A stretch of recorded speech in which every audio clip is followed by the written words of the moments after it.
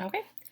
Good afternoon. My name is Mrs. O. Some of you maybe remember me from a little bit of time at Roger Bell last year, but I am going to be reading you chapter 16 today. And now he stood at the end of the long part of the lake, and it was not the same, would not be the same again. There had been many first days. First arrow day, which he had used thread from his tattered old piece of windbreaker, and some pitch from a stump to put slivers of feathers on the dry willow shaft and make an arrow that would fly correctly, not accurately.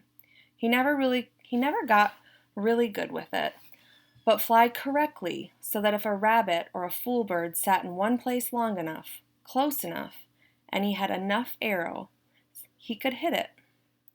That brought first rabbit day, when he killed one of the large rabbits with an arrow and skinned it as he had the first bird. Cooked it the same to find the meat as good, not as rich as the bird, but still good. And there were strips of fat on the back of the rabbit that cooked into the meat to make it richer. Now he went back and forth between rabbits and fool birds when he could, filling it with fish in the middle, always hungry. I'm always hungry, but I can do it now. I can get food, and I know I can get food, and it makes me more. I know what I can do. He moved closer to the lake to a stand of nutbrush. These were thick bushes with little sticker pods that held green nuts that he thought might be able to eat, but they weren't ripe yet. He was out for a fool bird, and they liked to hide in the base of a thick part of the nutbrush, back where the stems were close together and provided cover.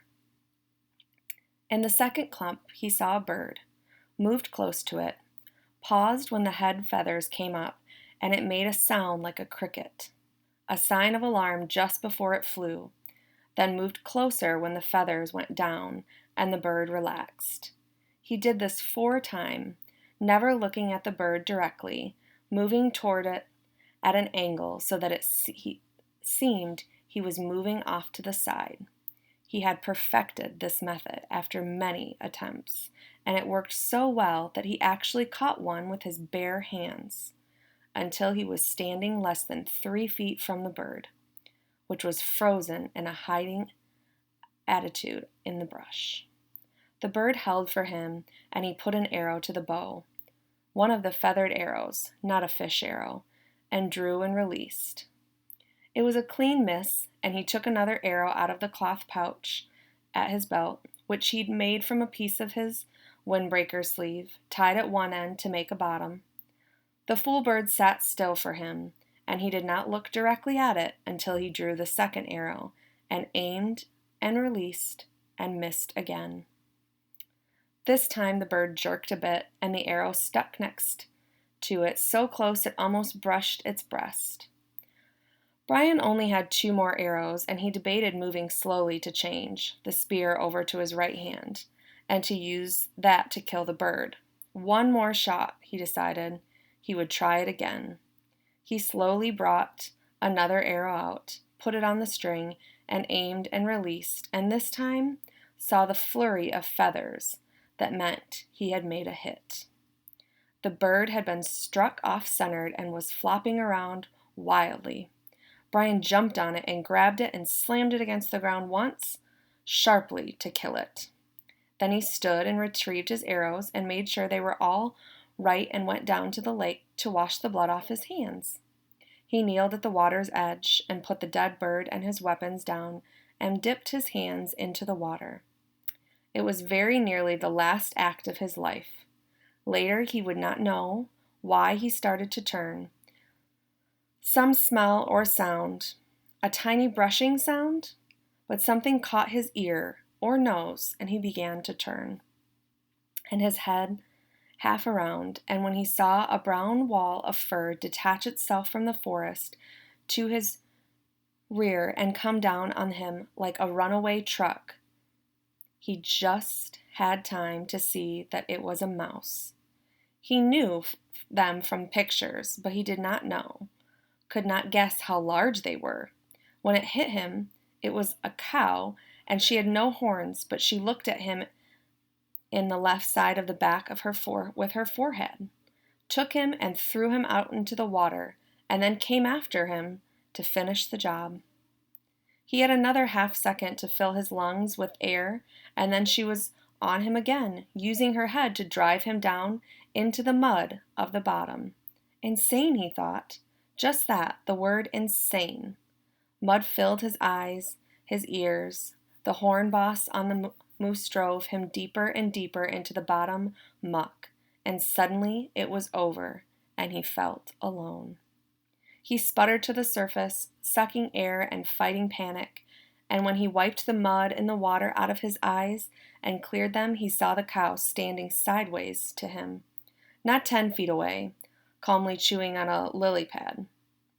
She didn't appear to even see him, or didn't seem to care about him, and Brian turned carefully and began to crawl out of the water.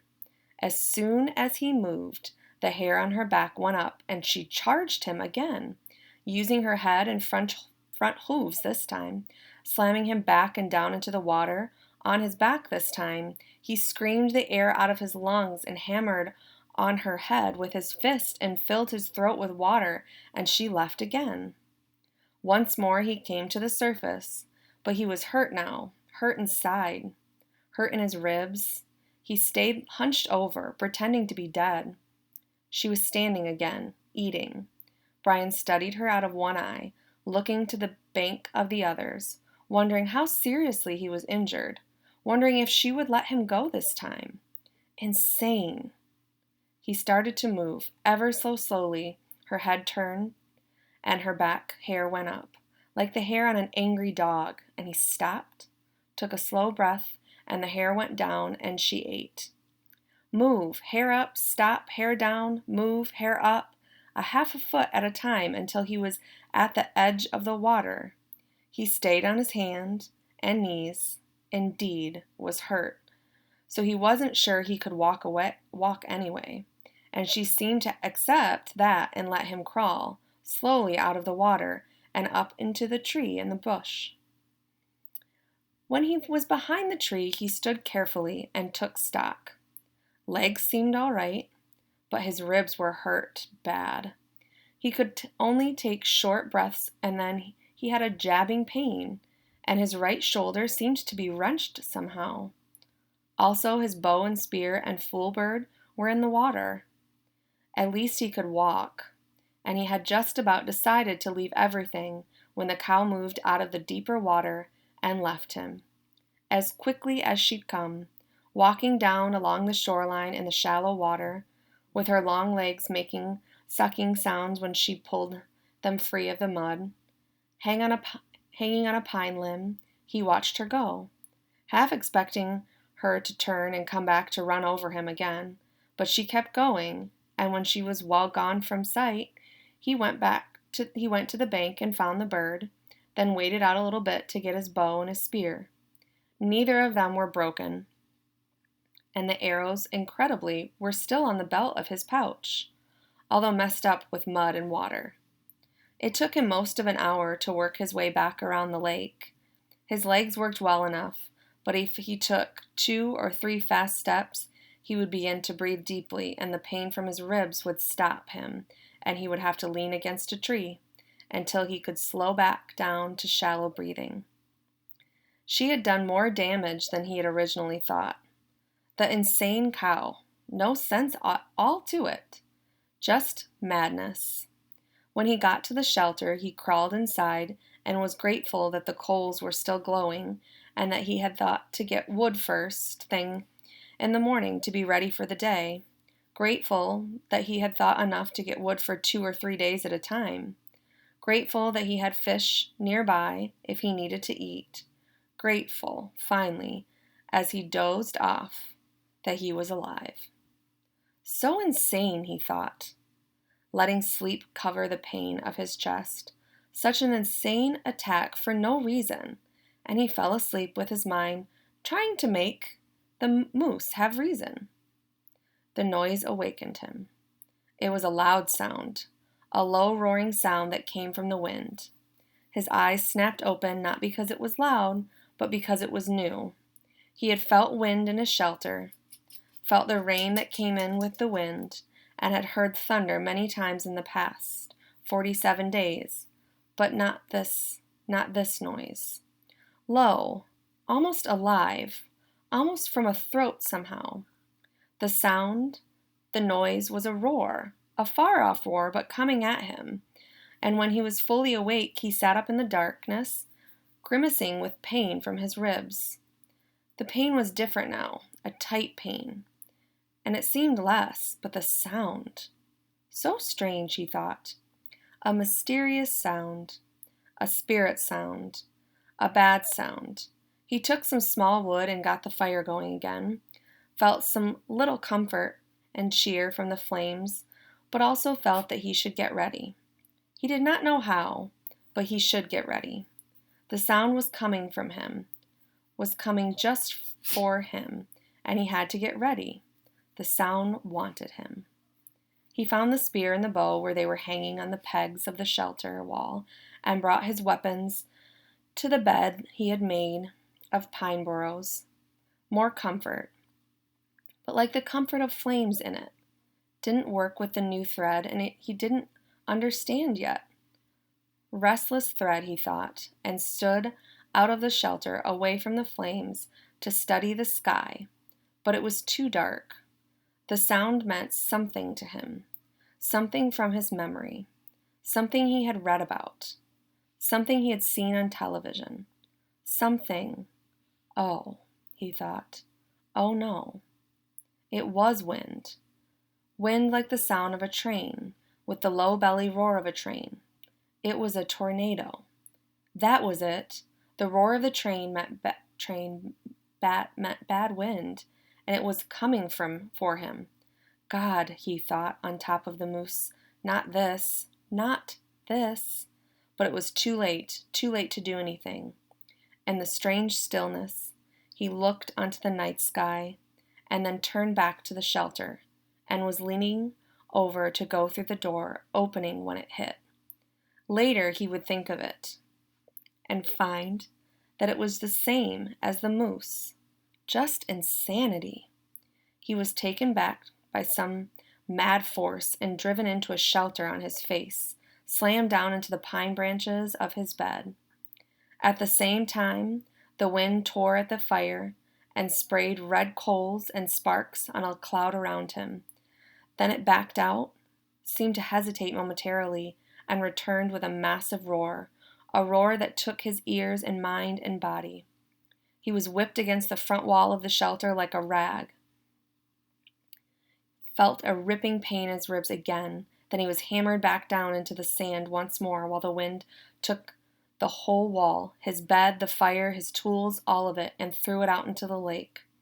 Gone out of sight, gone forever. He felt a burning in his neck and reached up to find a red coal there. He brushed those off, found more in his pants, brushed those away, and the wind hit again. Heavy gust, tearing gust. He heard trees snapping in the forest around the rock, felt his body slipping out and clawed at the rocks to hold himself down. He couldn't think, just held and knew that he was praying, and didn't know what the prayer was, knew that he wanted to be, stay and be, and then the wind moved to the lake. Brian heard the great roaring, sucking sounds of water, and he opened his eyes to see the lake torn by the wind, the water slamming in great waves that went in all ways, fought each other, and then rose into spouts of water going up into the sky like a wet column of light. It was beautiful and terrible at the same time. The tornado tore one more time at the shore on the opposite side of the lake. Brian could hear the trees being ripped down, and then it was done. Gone as rapidly as it had come. It left like nothing but Brian in the pitch dark. He could find nothing of where his fire had been, not a spark, nothing of his shelter, tools, or bed. Even the body of the fool bird was gone. I am back to nothing, he thought, trying to find things in the dark. Back to where I was when I crashed. Hurt, in the dark, just the same. And if to emphasize his thoughts, the mosquitoes, with the fire gone and protective smoke no longer saving him, came back in thick, nostril-clogging swarms. All that was left was the hatchet at his belt. Still there, but now it began to rain, and in the downpour he would never find anything dry enough to get a fire going. And at last he pulled his battered body back into the overhang where his bed had been, and wrapped his arms around his ribs. Sleep couldn't come with the insects ripping at him, so he lay the rest of the night, slapping mosquitoes and chewing with his mind on the day. This morning had been fat, well, almost fat, and happy, sure of everything, with good weapons and food, the sun in his face, and the things looked good for the future and inside of one day. Just for one day, he had been run over by a moose and a tornado, had lost everything, and was back to square one. Just like that. A flip of some giant coin, and he was the loser. But there was a difference now, he thought. There really is a difference. I might be hit, but I'm not done. When the light comes on, I'll start to rebuild. I still have the hatchet, and that's all I had in the first place. Come on, he thought, baring his teeth in the darkness. Come on, is that the best you can do? Is that all you can hit me with, a moose and a tornado? Well, he thought, holding his ribs and smiling, then spitting mosquitoes out of his mouth. Well, that won't get the job done. That was the difference now. He had changed, and he was tough. I'm tough where it counts. Tough in the head. In the end, right before dawn, a kind of cold snap came down. Something else new. This cold snap, and the mosquitoes settled back into the damp grass and under the leaves, and he could sleep. Or doze. And the last thought he had that morning as he closed his eyes was, I hope the tornado hit the moose. When he awakened, the sun was cooking inside of his mouth, and he had dried his tongue to leather. He had fallen into a deeper sleep with his mouth open just at dawn, and it tasted as if he had been sucking on his foot all night. He rolled out and almost bellowed with pain from his ribs. They had tightened the night and seemed to pull at his chest when he moved. He slowed his movement and stood slowly. Without stretching unduly, he went to the lake for a drink, and the shore he kneeled. Carefully and with great gentleness, and drank and rinsed his mouth. To his right he saw the fish pond was still there. Although the willow gate was gone, there were no fish. They'll come back, he thought. As soon as I can make a spear or a bow, and get one or two for bait, they'll come back. He turned to look at his shelter, saw that some of the wood for the wall was scattered around the beach, but was still there. Then he saw his bow jammed into the driftwood log, broken, but with the precious string still intact. Not so bad now. Not so bad. He looked down at the shoreline for other parts of his wall, and that's when he saw it. Out in the lake, in the short part of the eye, something curved and yellow was sticking 6 or 8 inches out of the water. It was a bright color, not an earth or natural color, and for a second he could not place it, and then he knew what it was. It's the tail of the plane, he said, half expecting to hear somebody answer him.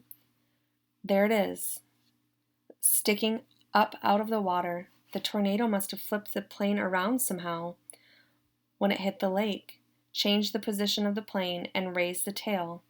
Well, he thought, well, just look at that. And at the same moment, a cutting through hit him. He thought of the pilot, still in the plane, and he brought a shiver and massive sadness that seemed to settle him like a weight. And he thought that he should say or do something for the pilot, some words, but he didn't know any of them, right words, the religious words. So he went down to the side of the water, looked at the plane, and focused his mind, the way he did when he was hunting the fool birds and wanting to concentrate. Focused it on the pilots and thought, have rest forever. Thank you.